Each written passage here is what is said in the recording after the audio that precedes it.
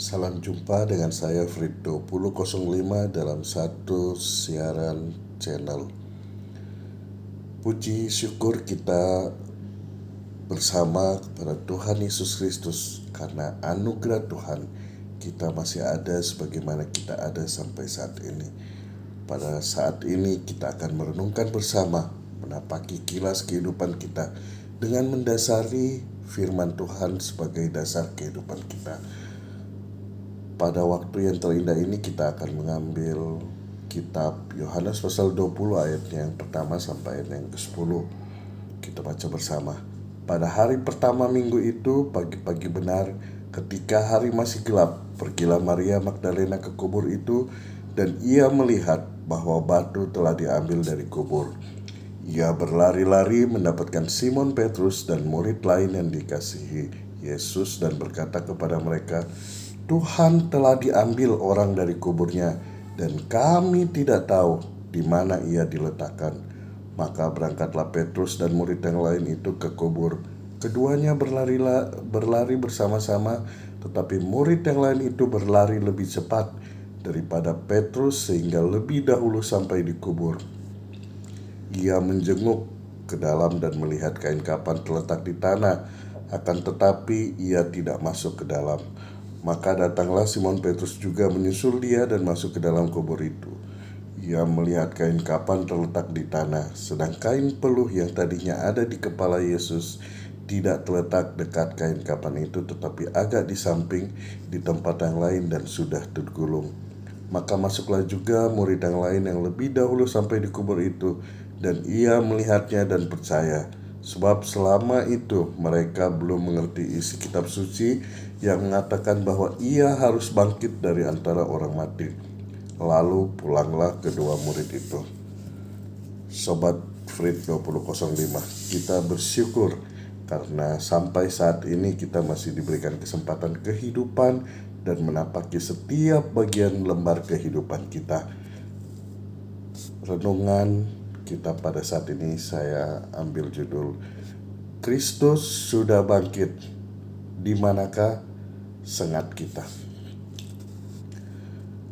Ketika kita meninggalkan pelayanan karena keraguan kita, salah satu faktor yang mendorong adalah mengenai keaslian dari teks perjanjian baru, khususnya mengenai kebangkitan Yesus itu sendiri.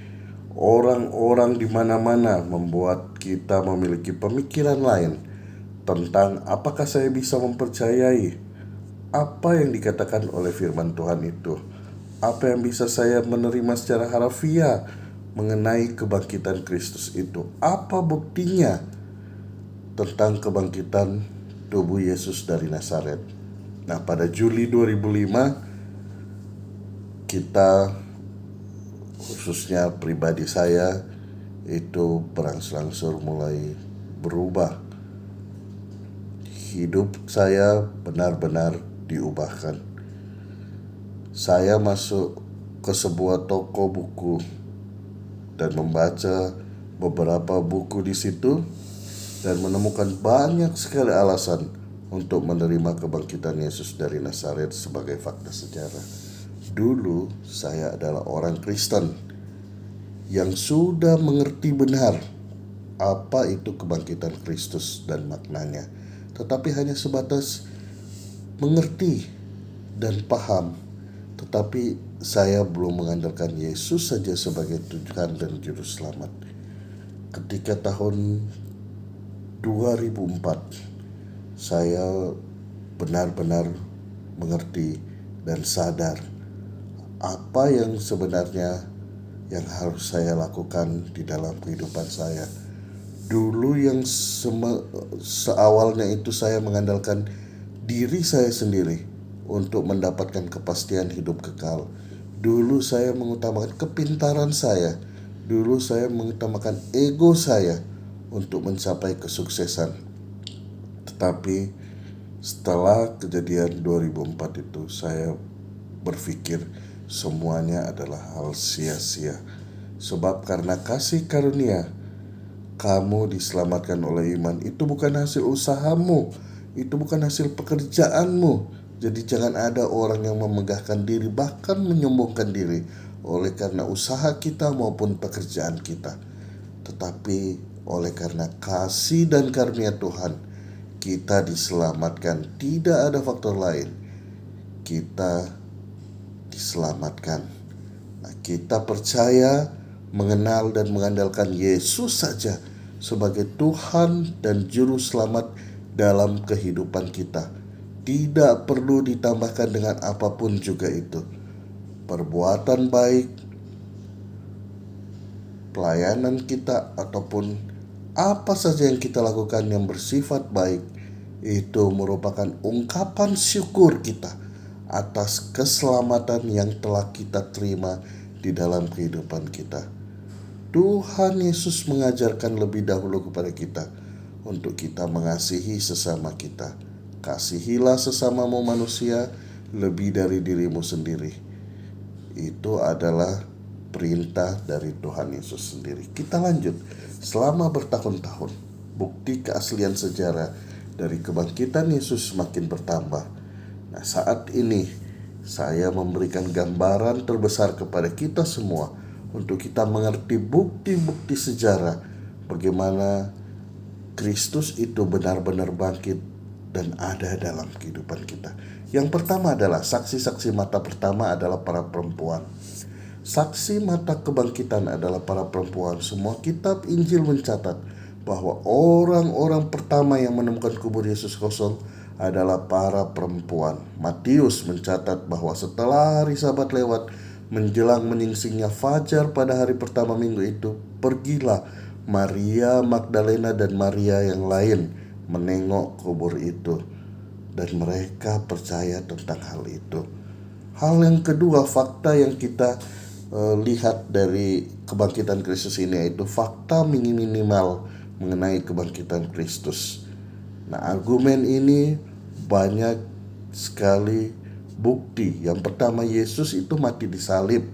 Kedua, murid-murid Yesus percaya bahwa dia bangkit dan menampakkan diri kepada mereka. Ketiga, penganiayaan gereja, yaitu Paulus tiba-tiba berubah. Hal yang keempat yaitu Yakobus yang ragu-ragu saudara Yesus tiba-tiba berubah. Yang kelima, kubur kosong. Fakta-fakta ini secara umum diterima oleh kaum terpelajar perjanjian baru, termasuk kaum liberal. Hal yang ketiga yaitu transformasi para murid mula-mula. Seperti yang tercatat sebelumnya, mereka menjadi pemimpin-pemimpin yang bijaksana, bahkan pemimpin-pemimpin yang menyebarkan Injil setelah Yesus bangkit dan bahkan menampakkan diri kepada mereka, dan mereka percaya tentang hal tersebut. Paulus tadinya adalah penganiaya gereja. Setelah menyaksikan Yesus yang bangkit, Paulus menjadi saksi bagi gereja. Bukti yang memalukan keempat mengenai kebangkitan saat ini yaitu bukti yang memalukan menambah kebenaran pada klaim sejarah. Fakta bahwa para perempuan adalah saksi pertama bahwa seorang anggota Sanhedrin harus memberi Yesus penguburan yang layak, dan bahwa para murid ketakutan dan kabur, semua menjadi faktor yang memalukan bagi peristiwa kebangkitan.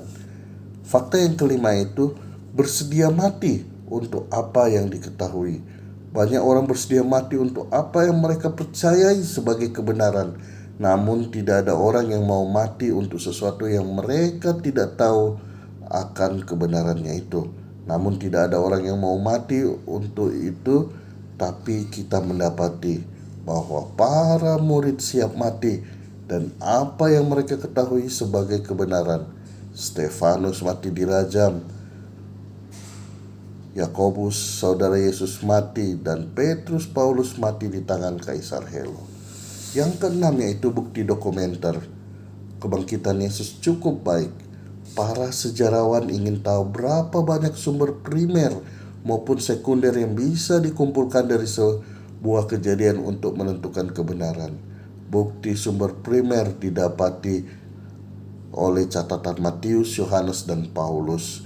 Bahkan referensi Rasul Yakobus juga ikut dipakai. Bahkan Yudas sendiri ikut menuliskan hal tersebut. Berikut ini adalah sumber sekundernya yang terdapat Lukas, Markus, Pantos, Santo Clement I untuk tingkat yang rendah, bahkan Ignatius dan Irenaeus. Hal yang ketujuh, bukti yang ada yaitu bukti tidak langsung. Douglas Grotius mencatat bahwa bukti tidak langsung dari keaslian sejarah kebangkitan Kristus yaitu praktek gereja mula-mula dalam mengamati baptisan, perjamuan Tuhan, dan ibadah hari Minggu. Baptisan berasal dari analogi kematian, penguburan, kebangkitan Yesus. Perjamuan Tuhan adalah lambang dari kematian dalam pengorbanan Kristus. Sebagai tambahan cukup aneh bagi umat Yahudi yang sangat taat untuk mengganti waktu ibadah mereka dari Jumat malam menjadi Sabtu, menjadi Minggu pagi, kecuali jika ada sesuatu yang besar telah terjadi pada Minggu pagi. Kejadian besar tersebut adalah kebangkitan Yesus. Puji nama Tuhan. Fakta yang ke-8 yaitu ketiadaan motif. Ada 3 faktor yang menjadi motivasi di belakangnya, yaitu pemindahan, kekuasaan, dan ketamakan atau hawa nafsu. Para murid tidak akan mendapatkan kekuasaan apa-apa dalam menyatakan kebangkitan Yesus sebagai sebuah fakta sejarah. Mereka terus dikejar sebagai sering diancam oleh kekuasaan Yahudi dan Roma. Sama halnya dengan ketamakan. Mereka mengajar bahwa seseorang tidak boleh menginginkan kepunyaan duniawi, melainkan rohani. Pembuktian musuh atas peristiwa kebangkitan ini. Sampai saat ini, jika seseorang memegang kesaksian musuh untuk sebuah kejadian-kejadian itu, semakin kuat kebenarannya. Jika seseorang mempertimbangkan pernyataan dari penguasa saat itu bahwa para murid telah mencuri tubuh Yesus, kesaksiannya sangat dipakai. Sebagai tambahan referensi, Yesus dan kebangkitannya melalui kutipan Yosefus, Tacitus, Suetonus, dan lainnya. Banyak sekali saksi-saksi setelah kebangkitan Kristus.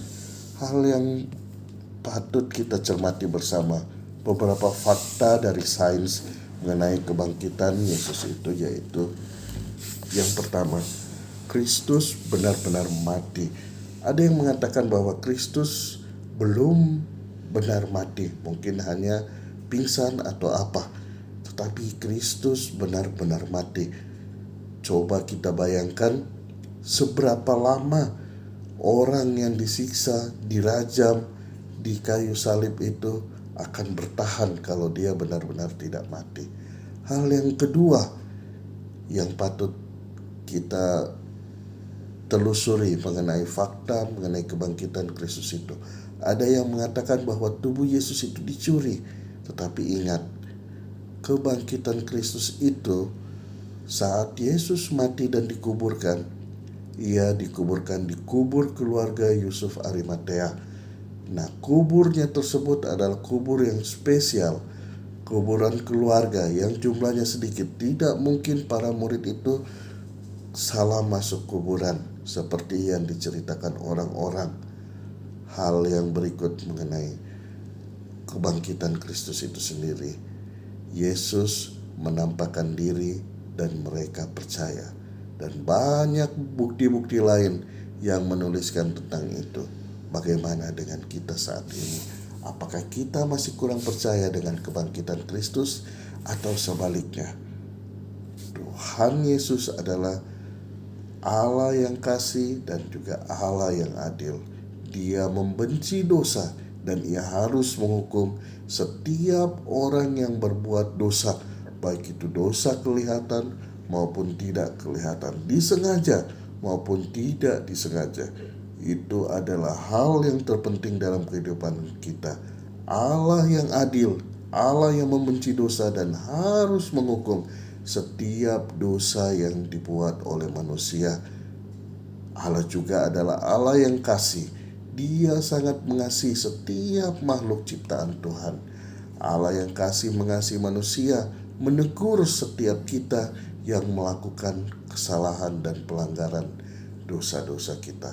Tetapi Allah yang kasih itu juga yang mengaruniakan kepada kita karunia keselamatan. Caranya bagaimana? Allah menyatakan diri, Allah menyatakan keadilannya, menyatakan kasihnya melalui pengorbanan dirinya di dalam Yesus Kristus. Dia rela mati di atas kayu salib. Sebelum ia mati, ia berkata, "Sudah selesai." Artinya apa? Dosa kita yang dahulu, saat ini, dan yang akan datang dibayar lunas satu kali untuk selama-lamanya. Artinya kita tidak perlu perbuatan baik untuk melakukan di dalam kehidupan kita untuk mencapai kehidupan kekal.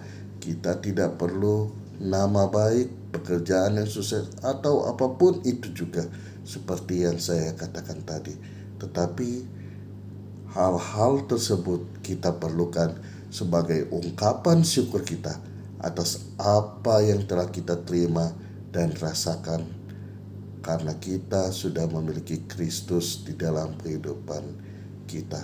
Kristus telah bangkit, Allah nyata dalam kehidupan kita, dan Allah berkuasa atas kehidupan kita. Kita percaya, mengenal, dan mengandalkan Yesus saja sebagai Tuhan dan Juru Selamat dalam kehidupan kita. Selamat Paskah, Kristus sudah bangkit. Tuhan memberkati kita semua.